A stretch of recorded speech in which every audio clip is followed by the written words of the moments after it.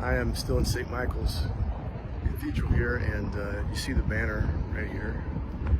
You see what it says, and you see which language that it's written in. It sticks out like a sore thumb to somebody like me walking across St. Michael's Square. Why has someone written in English? World help us. This is part of a major monument. It's right next to a bunch of war trophies there, a bunch of Russian vehicles that were captured and destroyed. World help us. That grabs me. And for those of you who have been wondering why I'm here and what I'm doing and what I'm doing in Irpin and Borodyanka with Hannah and what I'm doing with Hannah and why I'm in Kyiv as we speak and where all this has come from. I don't need this to make sense to you, and it won't, but please understand that it has been simply shocking to me to observe, dating back to my time in Medica the first time, the lack of assistance for people who are desperately in need and whose lives are on the line. It's a matter of true life and death, the lack of humanitarian assistance in any formal way. UNICEF doesn't have this, the Red Cross doesn't have it. The perception around the world naturally, and my perception before this conflict and before I saw up close and personal what was going on was that there are professional organizations who are well equipped to handle humanitarian crises, and they are on the front lines. Maybe they're helped by other volunteers such as myself, but they do the heavy lifting and they direct traffic. And I think that's generally true, but that's not true here. The Red Cross isn't the UNICEF. It's not their fault, but they were caught flat-footed on account of how quickly this war developed and how quickly the refugee crisis developed. And no one really expected this to happen, and certainly no one expected the war to be fought the way that it is, which is unprecedented. Civilian and military targets not being distinguished between. The consequence of that is the people like myself, in Kyiv and Kharkiv, and all the volunteers. It's not that we're helping the humanitarian effort. We are the humanitarian effort, and that shouldn't be. We have to do our part, and people are stretched thin at this point. You know, Jakub down in Kharkiv, he's the only foreign. How is my friend Jakub the only foreign volunteer in Kharkiv? That's what are we doing? And so, I certainly understand a plea from the Ukrainian people and the frustration of the Ukrainian people increasingly for the world to help them. And you can read about that generally on the internet, but I've learned so much in 3 days with Hannah.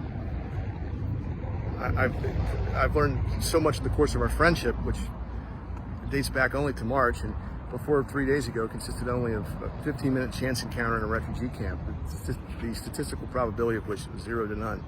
On top of that, if that happens, even if that statistical improbability layered multiple levels on top of one another happens and Hannah doesn't turn out to be exactly who she is, not even like generally, but exactly, then what we're doing doesn't happen, and what we're trying to do, which we'll talk more about, we're not trying to do, and we don't have the friendship that we have. And it's a really magical thing. It's really cool, and for me it's meant to be. There's no way either.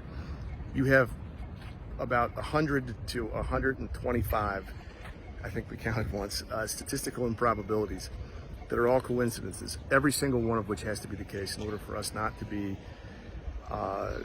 in order for us to have just, by coincidence, become friends, met in the first place, all of that.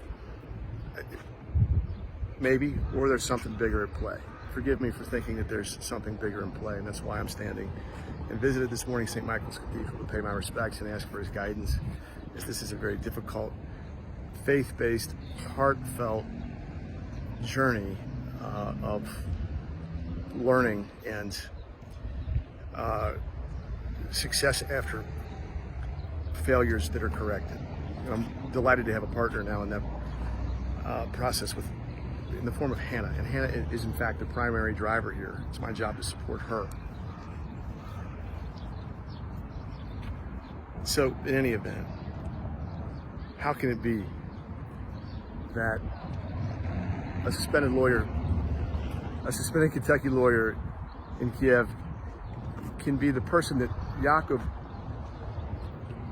the coordinator, the local, aid coordinator in Kharkiv,